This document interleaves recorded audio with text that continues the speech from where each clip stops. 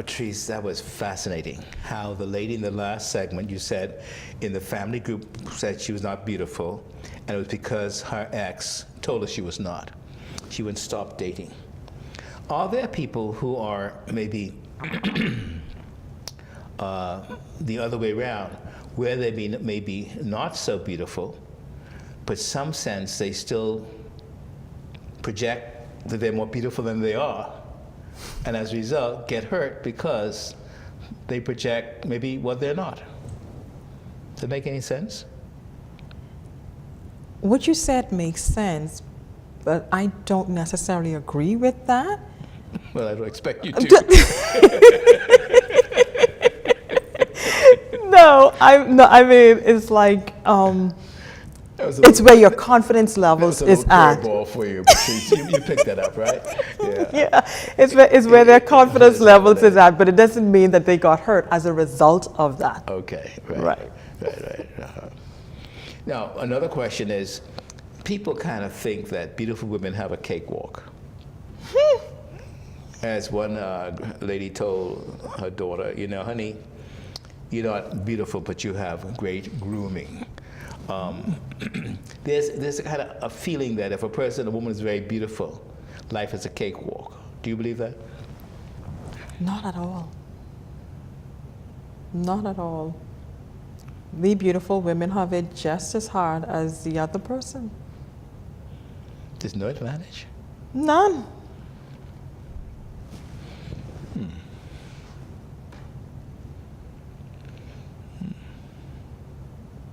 That's interesting. So in other words, it's not your external beauty, is what you bring to that from your head or your mind. Everybody is looking for something different. Physical beauty is nothing.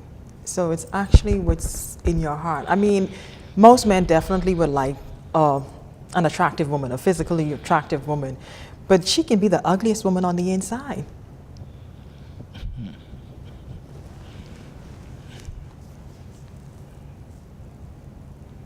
Well, I mean, how do you get inside to find out? Take the time to know her. Beautiful answer. Take your time to know her. So you're saying, Patrice, that's where it all boils down to, in this subject about abuse or non-abuse. We don't take the time to get to know each other.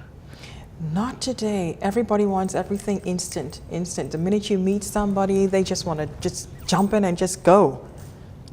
If you take the time to know someone, you really could avoid a lot of the toxic relations that you get yourself involved in. Friendships, personal relationships. Play hard to get? You know, the old days. Oh no, it's not like, playing hard to get these days. you know, playing hard to get, being difficult, saying no, and making the guy beg, I guess, to get to know you. These days, it's very difficult for a woman to play hard to get, for the simple fact that women are like, I mean, we far outnumber men to begin with, and you already have at least like 2 or 3 to 1 guy. So you can afford to play hard to get. Susan down the street is already ready. Wow. It's all about the instant relationship these days. Well, let's go to the woman who has been abused. She's lost her freedom. The person controls her life, whether it be verbally or emotionally or physically. How do you work with her to help her rise out of that dungeon of abuse? It's very difficult to work with an abused woman because, first of all, what I've discovered with working with the family and specifically with abusive women, the greatest challenge is reaching that woman. It's because she is controlled and being manipulated, her movements are very limited. So even though she's at the family meeting, it doesn't mean she's going to let you reach her. That's true, because she's still afraid. She can be sitting there in that meeting and she is there physically, but mentally she's already scanning the streets and wondering where he's hiding outside. Wow. Gee. Because I actually had a lady that while I was facilitating the group, she's sitting in there and she's constantly are you okay? Yeah, yeah, yeah. And she had gotten a message while we were there, and from she got that message, she started, doing all of that, and the entire time, I didn't want to disrupt the group itself, but shortly, like 5 minutes before the meeting over, I, told her I would like to see her before we leave. She's like, okay, but it can't be for long. Only to find out that he WhatsApped her and told her that he's outside waiting for her. Oh my gosh. So she was terrified. Exactly. But you picked it up. Yeah, once I saw, looked at the phone, and then her whole changed, I knew something was wrong. You see, that's the subtle part of being a facilitator. You try and just go by the overt of what a person says. Your eyes have to be scanning the group the whole time, because people say more sometimes with their body Oh yeah. than they say with their voices. Exactly. And you picked up the body movement saying something's not right. And it turned out her so-called abuser was saying, I'm outside. So right from she picked up that now, what's up? That's how you said what's up, right? Yes, sir. Everybody's WhatsApping me.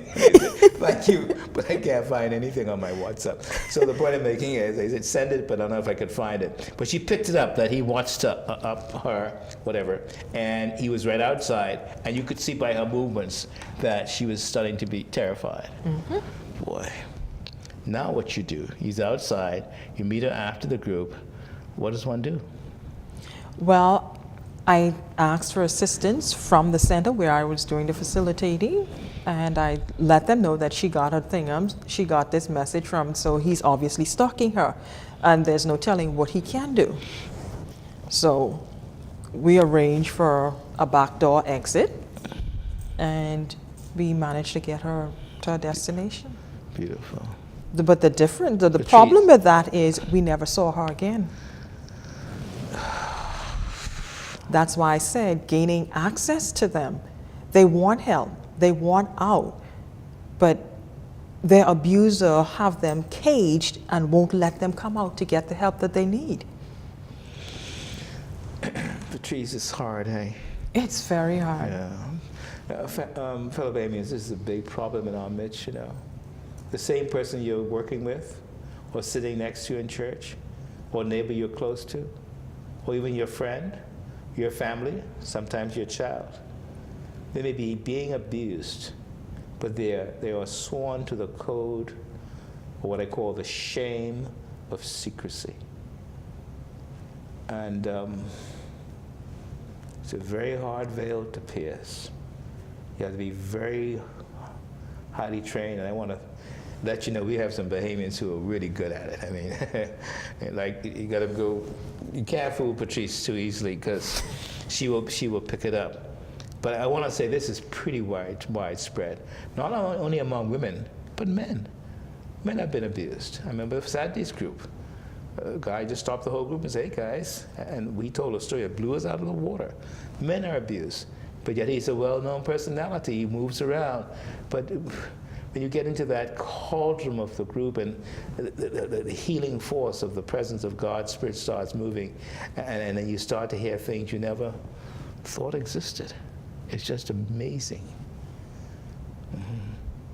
You ever get discouraged? Yeah, sometimes you get discouraged because, I always thought that these women were weak. But you the always more thought what abused women were weak? Right. Why did you think that? Because I had this naive black and white thought of everything is a choice. But after getting the training from the family group, I realized, yes, everything is a choice, but it's not black and white. So you learn to understand that things aren't as simple as it, it's a whole woven thread that... You're saying abuse is very complex. Yes. And you can never say you've got it fully understood. There's always something to learn. There's always something to learn, yes. It's just unbelievable the things that these victims are going through. And the sad thing sometimes is that some of the ladies said that they told certain individuals and they didn't believe them, because when they saw this individual, they was like, no, that can't happen. But what they fail to realize, an abuser looks just like me and you. Say that again. Which part? That Abuser looks like? abusers look just like me and you. So you can't look at a person and say he's an abuser or not. Oh, no. No, because listen, this young lady was sitting here and her partner is right here. And this room is full, and nobody in this room knew that this young man was threatening this lady right on the side, right in the front of them. Right in the front of them. An abuser can change in that split second. You can experience two different personalities from that individual at the same time. That victim knows every sign that person has said, okay, they know how to turn left, they know how to turn right, and they can just do it just by giving them the eye. Sometimes a certain stance. You never know who is a victim and who is an abuser. Fellow Bahamians, please listen, because our country has a high rate of abuse. In our studies of demographics of our family programs, the leading issue was anger.